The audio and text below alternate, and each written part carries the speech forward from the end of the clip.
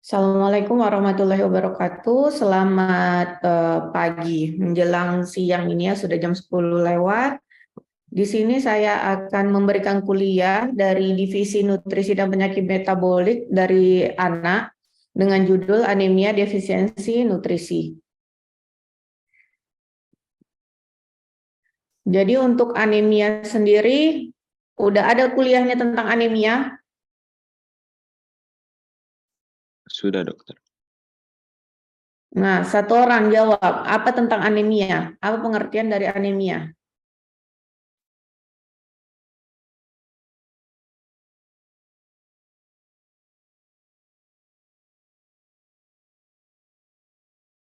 Ayo, apa pengertian dari anemia?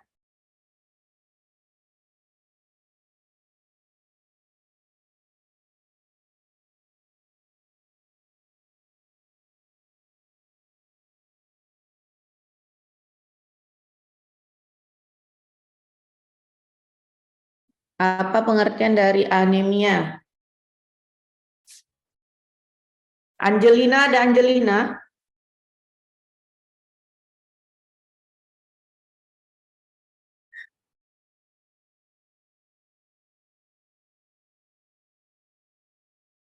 Ada nama Angelina, Komting?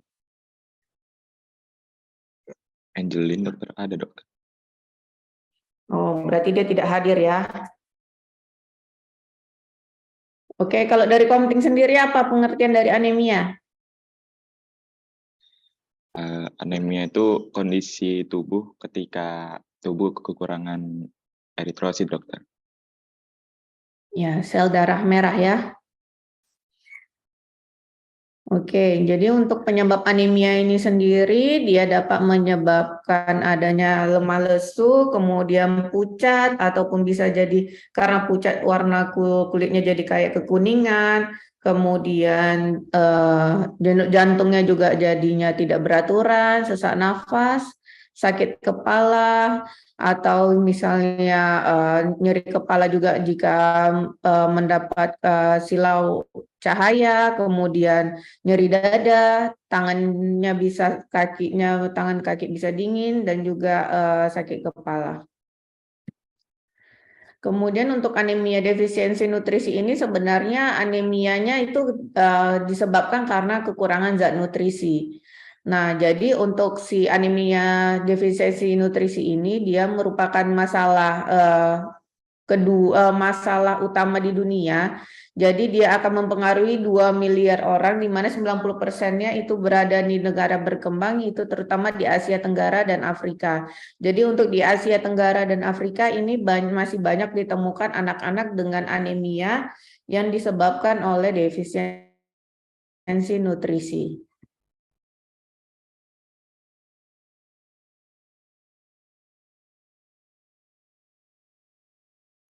Jadi penyebab anemia defisiensi nutrisi ini sendiri sebenarnya itu karena ada beberapa penyebab.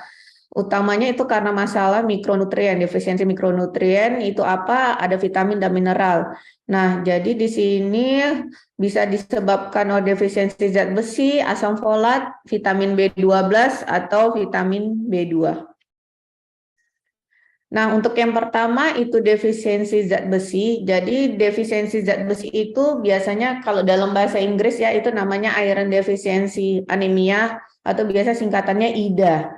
Ya, jadi di sini zat besi ini merupakan penyebab utama biasanya paling sering ditemukan pada anak defisiensi nutrisi pada anak. Dan berdasarkan Riskesdas tahun 2018 itu prevalensi anemia zat besi ini pada usia 0,6 bulan dan 6-12 bulan, kemudian pada anak balita itu lumayan tinggi.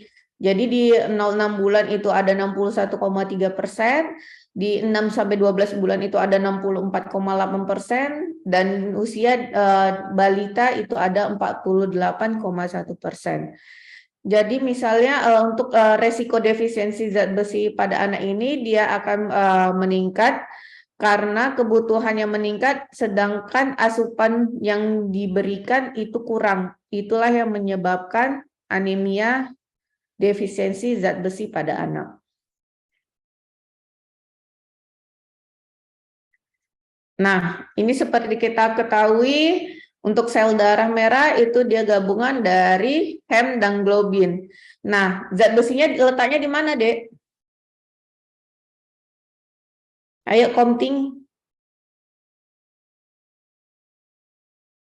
Di hemnya dokter, di globin, di hemoglobinnya dokter. Di hemnya. Di zat besinya ngapain di hemnya?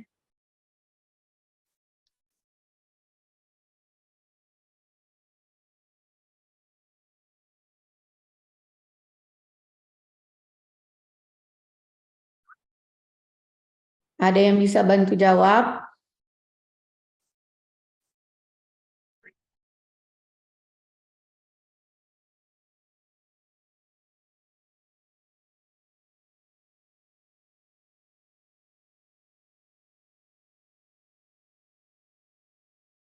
Aryan. Aryan bisa bantu jawab? Iya dok. Nah, di zat besi ini di mananya di sel darah? Makanya dia bisa menyebabkan anemia. Di hemnya dok. Di hemnya dia ngapain? Untuk membentuk hem. Iya, gimana? Kan pasti udah belajar kan fisiologi pertamanya tentang pembentukan sel darah merah.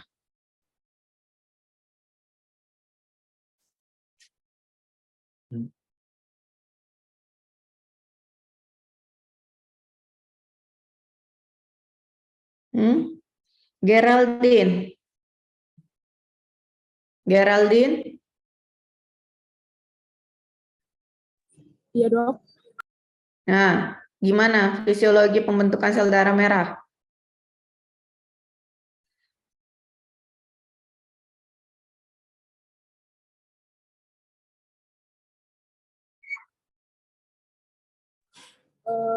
Protoporfilin tambah iron.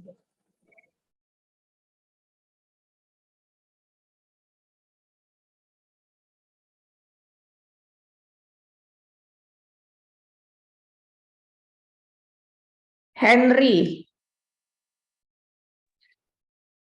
Dokter. gimana? Nah, Untuk pembentukannya sendiri itu nantinya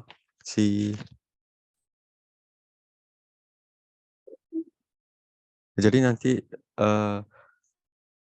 pada di dalam sel itu tepatnya di sumsum tulang itu nanti bakalan ada asetat yang nanti akan berubah jadi suksinat yang nantinya pada dalam sikloskop akan menjadi suksinil CoA yang akan bergabung dengan glisin, akan membentuk, singkat ceritanya nanti akan membentuk hem yang akan ditambah dengan besi dan kemudian ditambah jadi globin membentuk eritrosit dokter.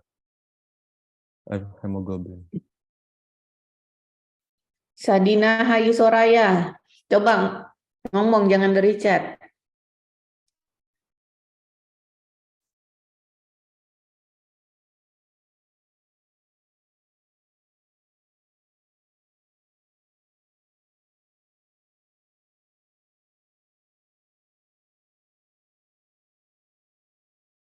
Ayo, mana Sadina Hayu Soraya?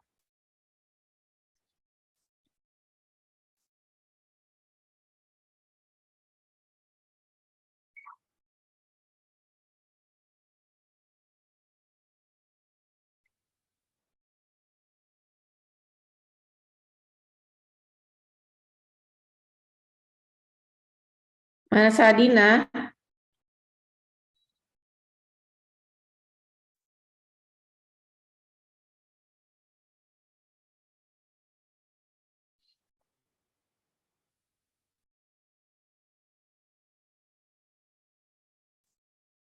Mana dia nih?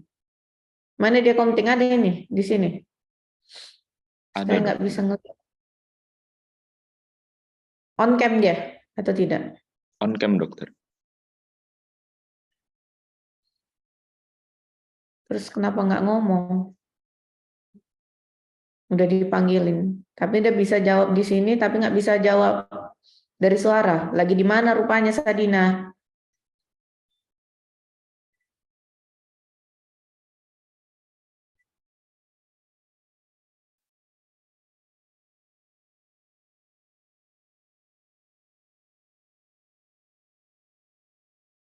Siapa kawan kamu sebelah kamu Sadina? Kalau masih di sekitar FK. Sendiri aja.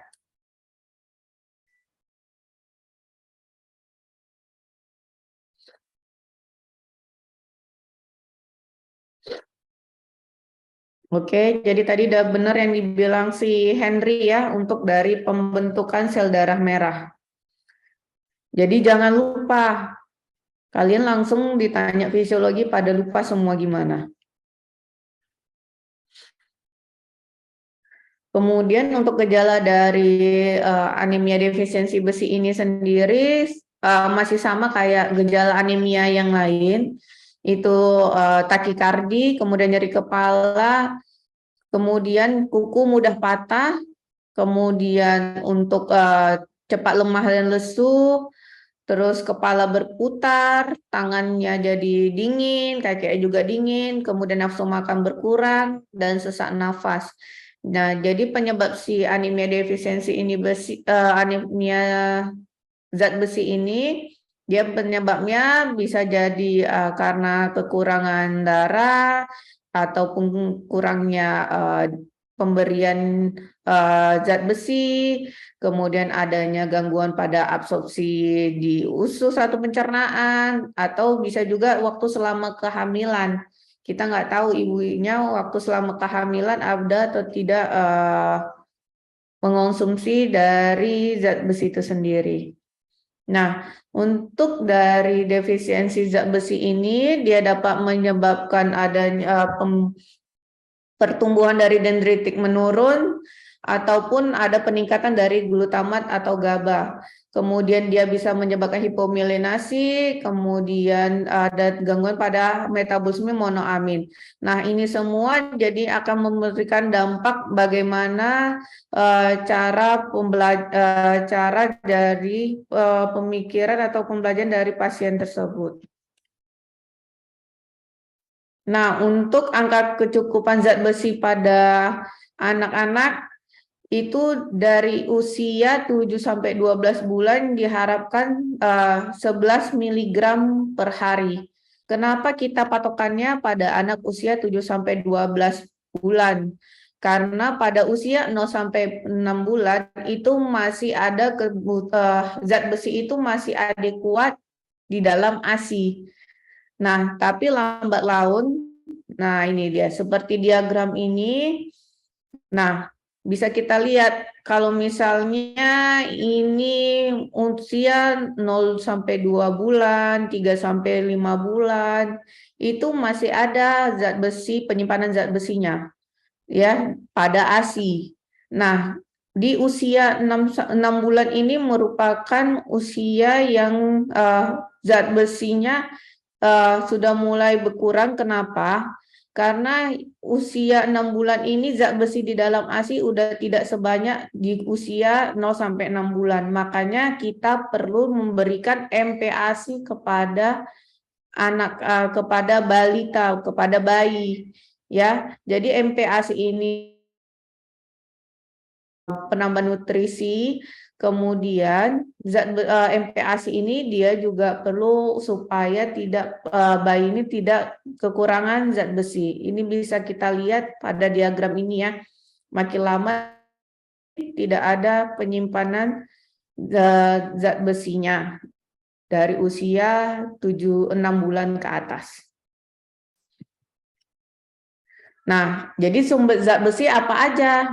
Nah, sumber zat besi itu bisa dari daging, kemudian ayam, kemudian bisa dalam bentuk kerang-kerangan ataupun ikan. Ikannya itu seperti sarden atau tuna. Kemudian sebenarnya ada juga yang non-hem, itu dari yang si protein-protein nabati. Ya, nah di sini vitamin C dia juga membantu sebenarnya, membantu absorpsi di dalam tubuh pada zat besi. Jadi untuk vitamin C ini sendiri kita bisa dapat dari buah-buahan atau sayur-sayuran. Kemudian sumber zat besi ini dia bisa diblok. Jadi kalau kita sering mengonsumsi teh atau kafein, dia akan memblok absorpsi dari zat besinya itu sendiri. Makanya anak-anak jarang kita sarankan untuk diberikan teh atau misalnya seperti kafein karena dia akan memblok zat besi sehingga zat besi tidak akan terserap di dalam tubuh. Nah, ini contoh kebutuhan protein yang diperlukan. Itu kan tadi untuk anak 7-12 bulan 11 mg per hari. Nah, jadi untuk anak umur bulan dengan berat badan ideal 7,2 kg memerlukan 37 gram per hari. Itu contohnya biasa kita kasih daging sapi yang gemuk dan segar. Nah, itu asupan protein yang harus dikonsumsi itu 52,5 gram untuk mencukupi dari 11 mg per hari ini. Kemudian satu lagi apa?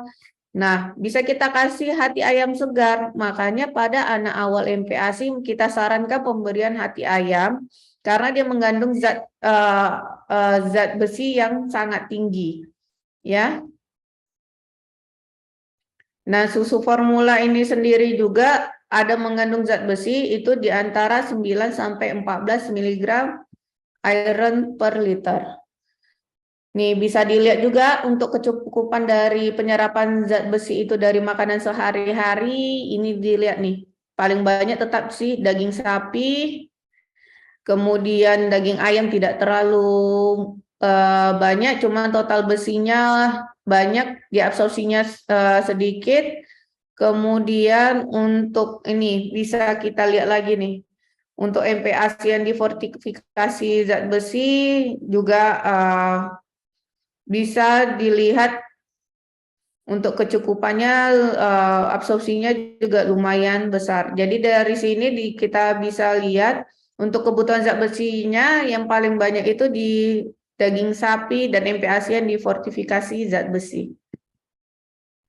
Nah, untuk zat besi dan mekanisme kerja vitamin C ini tadi kan sudah dijelasin sebelumnya kalau misalnya si vitamin C ini dia meningkatkan absorpsi dari zat besi sendiri. Nah, jadi untuk transport oksigen, reaksi oksidasi dan biosintesis DNA dan memproduksi energi dan sebagainya itu adalah untuk dari mekanisme kerja vitamin C pada zat besi. Nah, jadi absorpsi zat besi ini dia memegang peranan penting juga dalam menjaga homeostasis zat besi dan di mana umumnya si feri ini dan ditransportasi dari lumen usus ke eritrosit duodenum oleh DMT1 dalam bentuk si fero. Ya. Ini kemudian dari si duodenal sitokrom B dia mentransfer elektron dari vitamin C ke si feri sehingga berubah menjadi si fero. Ya. Kemudian untuk tata laksana dari anemia zat besi ini sendiri, pertama kita tegakkan dulu diagnosis pasiennya dengan defisiensi zat besi. Nah, itu bisa kita lakukan pemeriksaan hemoglobin, hematokrit, MCV, RDW, serum iron, ferritin, dan TIBC. Nah, kemudian jika diagnosis zat besi sudah ditegakkan, baru bisa diberikan pengobatan preparat besi. Nah, preparat besi ini dia bisa kita berikan 3-6 mg per kilogram berat badan per hari dibagi dalam 2 dosis dan 30 menit sebelum sarapan pagi dan makan malam dan diminta untuk penyerapan yang akan kosong lebih sempurna jika diberikan sewaktu perut kosong. Jadi nanti pasiennya kita minta minum preparat besinya itu waktu saat perut kosong supaya penyerapan zat besinya sempurna. Nah, untuk yang kedua, si anemia defisiensi nutrisi itu ada defisiensi asam folat. Jadi asam folat ini dia membawa hidroksimetil dan grup formil yang berguna untuk sintesis purin dan tiamin. Nah, di sini purin dan tiamin ini kita tahu dia untuk pembentukan si formasi DNA. Nah, asam folat ini juga untuk maturasi sel darah merah dan untuk pertumbuhan anak. Makanya pada ibu hamil udah disarankan kita untuk minum asam folat. Supaya apa? Supaya pertumbuhan anak, pertumbuhan dalam janin juga bagus. Ya, jadi pada ibu hamil sering juga memang defisiensi asam folat. Nah, defisiensi asam folat ini dapat biasanya menyebabkan kelainan pada janin. Nah, biasanya ada neural tube defect atau anencefali atau spina bifida. Paling sering itu dijumpai nanti kalau di rumah sakit itu ada spina bifida sama anencefali. Nah, dua ini paling sering dijumpai pada bayi-bayi baru lahir. Ya. Nah, untuk gejala klinisnya masih sama dengan anemia ini, dengan merasa lelah letih, mati rasa atau kebas pada tangan dan kaki, kemudian bisa ada luka pada mulut, sulit berkonsentrasi, dan biasanya pertumbuhan pada anak pasti akan terganggu. Nah, sesuai dari Kemenkes, untuk angka kecukupan zat gizinya itu, ini bisa dilihat ya, berapa kebutuhan asam folat pada bayi dan anak, dan kemudian pada anak-anak laki-laki di atas 10 tahun berapa, dan pada anak perempuan di atas 10 tahun berapa. Nah, ini ada 15 makanan yang tinggi asam folat itu atau B9, itu ada buah-buahan, kemudian sayur-sayuran yang berwarna hijau, kemudian jagung, pokat, dan untuk kacang-kacangan, kemudian ada sayur kol dan wortel. Ini nanti saya udah di-share nggak sebelumnya untuk PowerPoint-nya Komting? Belum, dokter. Oh ya, nanti saya share ya. Nah, untuk tata laksana dari defisiensi asam folat ini, kita cuma bisa memberikan suplementasi asam folat secara oral kepada anak-anak atau pasien. Nah, untuk defisiensi vitamin B12 itu atau kobalamin, nah, ini vitamin B12 atau kobalamin merupakan koenzim yang berperan untuk dalam maturitas sel darah merah dan perkembangan dari SSP atau sistem saraf pusat. Nah, untuk mendiagnosis dari defisiensi kobalamin, kita harus pemeriksaan serum kobalamin. Nah, jadi untuk defisiensi vitamin 12 ini, dia juga dapat menyebabkan anemia makrositik megaloblastik atau kelainan neurologis seperti ataksia, kelemahan, spastik, kemudian gangguan penglihatan, dan demensia. Untuk anemia makrositik megaloblastik, udah ada dijelasin nggak sebelumnya tentang anemia ini? Bagaimana cara mengetahui untuk anemia makrositik megaloblastik? Udah ada belum, Komting?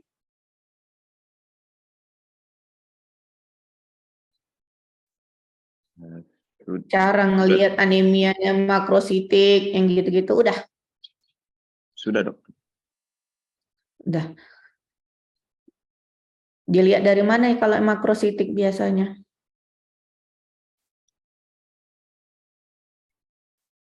Dari pemeriksaan darah tepi, dokter. Ya, pemeriksaan darah tepi ataupun pemeriksaan dari darah itu yang biasanya kita lihat MCV, MCHC. Ya, MCV, MCHC apa itu, Komting? MCV itu means corpuscular volume, dokter. Iya, itu untuk melihat apa-apanya si eritrosit. Kalau tidak salah itu ukuran, dokter, atau volume sel darah merah, dokter, untuk MCV. Untuk MCHC itu konsentrasi rata-rata hemoglobin, dokter. Ya. Oke, jadi jangan bingung maksudnya dengan kata-kata anemia makrositik megaloblastik. Ya. Oke, kalau misalnya dengan gejala defisiensi vitamin B12 itu kalau yang ringan biasa menyebabkan kelelahan, nyeri kepala, kemudian adanya penurunan berat badan. Dan kalau yang berat biasanya udah tidak terjadi ketidakseimbangan, kemudian ototnya jadi lemas dan bisa terjadi depresi atau moodnya berubah. Nah, ini dari Kemenkes juga ada berapa kebutuhan kecukupan gizi untuk dari vitamin B12 ya. Untuk bayi dan anak, kemudian untuk anak di atas 10 tahun. Untuk vitamin B12 ini paling banyak itu dia ada di ikan, kemudian kepiting, keju, ayam, telur, daging merah, susu, dan almond. Nah, untuk tata laksananya sendiri, ini biasanya diberikan kobalamin secara oral, dan kalau misalnya ada kasus misal gangguan absorpsi atau malabsorpsi, itu bisa diberikan secara intramuskular. Karena kalau percuma kita kasih oral, karena ada gangguan penyerapan di dalam pencernaan, jadi makanya kita lebih memilih dengan intramuskular. Kemudian untuk dosisnya itu sendiri pada anak 30-50 mikro secara intramuskular setiap hari selama 2 minggu, kemudian dilanjutkan 100 mikro per bulan. Nah, untuk yang terakhir ini defisiensi vitamin B2 atau riboflavin, ini merupakan vitamin ini dia kofaktor enzim flavin, kemudian flavin mononukleotida dan flavin adenin dinukleotida. Nah, kadar untuk vitamin B12 ini dapat dinilai dengan mengevaluasi dari si riboflavinnya ini pada urin ya 24 jam. Jadi itu kita biasanya nampung urin selama 24 jam. Jadi udah kita minta pasiennya untuk ditampung di dalam dirijen, kemudian kita lakukan pemeriksaannya.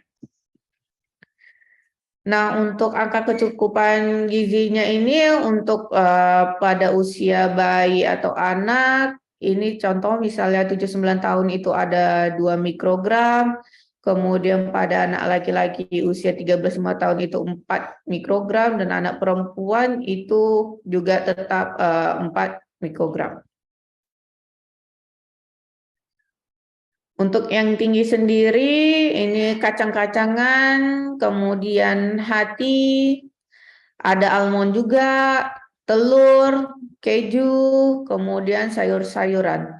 Nah, dari beberapa defisiensi ini, yang paling banyak itu memang tetap si daging-dagingan ya. Makanya tetap disarankan anak yang MPASI atau mulai MPASI tetap dengan daging-dagingan karena dia udah mencakup semua vitamin ataupun mineral yang dibutuhkan oleh tubuh. Nah, untuk defisiensinya itu sendiri kita bisa berikan riboflavin secara oral itu 3 mg 3 kali sehari sampai tanda defisiensi menghilang. Kemudian untuk yang ini kita juga bisa ketahui untuk telur dan keju itu juga banyak vitaminnya, makanya tetap kalau telur kita sarankan juga tetap kepada pemberian MPASI. Nah, secara ringkasan untuk anemia defisiensi nutrisi ini biasa disebabkan oleh defisiensi mikronutrien, di mana zat besi adalah yang paling sering, dan pemberian diet pada anak yang adekuat mengandung makronutrien dan mikronutrien, dan akan mencegah defisiensi dari zat nutrisi. Tata laksana dapat diberikan pada anak dengan defisiensi zat besi, asam folat, vitamin B12, dan vitamin B2. Oke, sekian presentasi dari saya. Apa ada yang mau ditanyakan?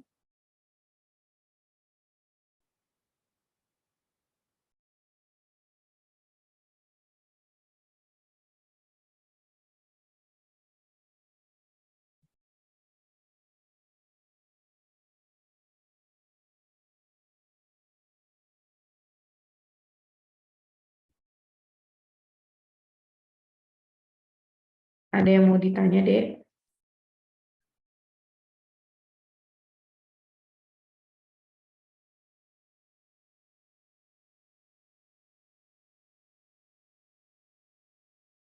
Untuk absensinya gimana nih tadi, Komting?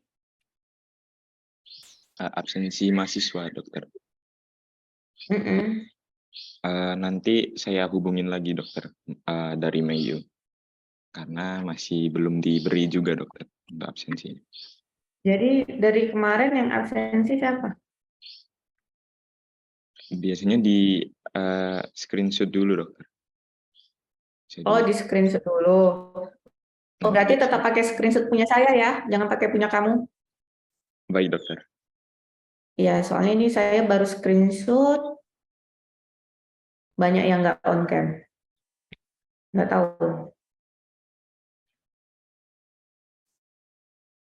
Ya, ini yang ikut tadi 93 orang dan baru masuk lagi 96. Total 125. Saya nggak tahu lagi jelasin kalian itu kayak mana untuk mahasiswa ini. Makin lama, makin terlalu anggap santai. Nanti waktu ujian, banyak yang kalah.